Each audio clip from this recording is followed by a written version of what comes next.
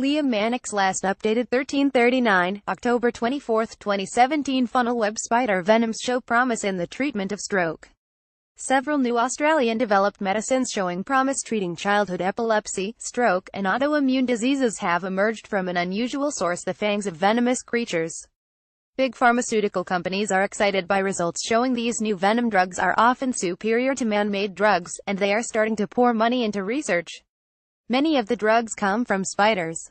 The secret to their success: about 400 million years of evolution. Fraser Island funnel-web spider venoms show promise in the treatment of stroke.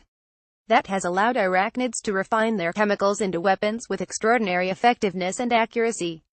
Venom-derived medicines retain this characteristic, able to target individual biological processes with precision and without nasty side effects.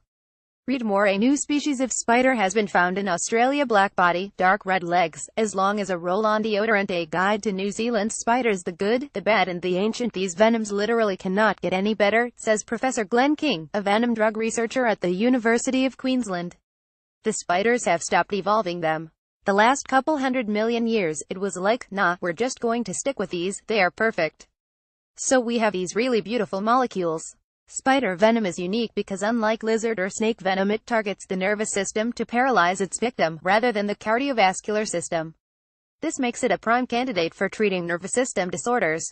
Professor King's team was searching for a treatment for Dravet syndrome, a rare form of childhood epilepsy that causes potentially lethal seizures. Dravet is a result of a gene mutation that damages an ion channel in the brain that is important for calming brain activity. The team found an African spider, the Togo starburst tarantula, had venom that manipulated this ion channel.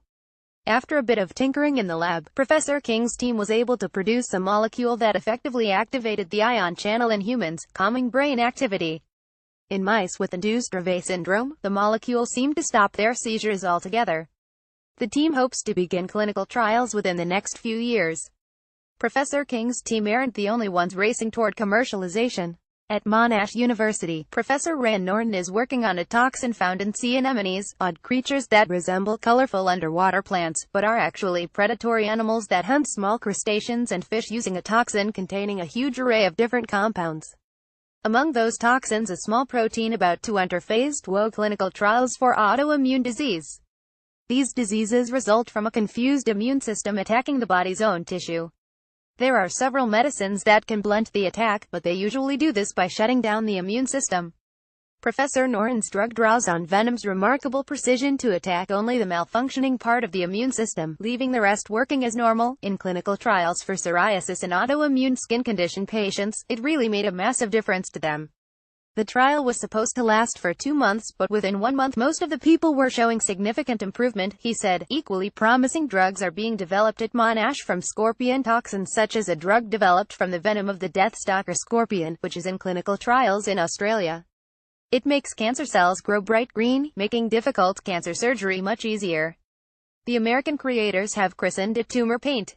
Not every drug makes its way through clinical trials, but the University of Queensland team has several irons in the fire. A project to use venom to inhibit the ion channel that transmits pain is ongoing. More promising is a venom protein manufactured by the Fraser Island funnel-web spider, which is in preclinical studies for the treatment of stroke. Strokes cause parts of the brain to lose blood flow and, therefore, oxygen supply. As neurons lose oxygen, they activate an ion channel. Scientists aren't sure why, but activating that channel slowly kills them. If you get to the hospital 3 or 4 hours after a stroke, there is nothing that can be done. The rule of thumb is you lose about 2 million neurons a minute after a stroke, so the sooner something can be done the better, Dr. King said. In mice, funnel-web venom turns out to be an excellent inhibitor of that ion channel, preventing damage to the brain after a stroke. The compound is a couple of years away from clinical trials, but Professor King can imagine arming paramedics with it, allowing them to administer it as soon as they reach the patient, and stop brain death in its tracks. Sydney Morning Herald.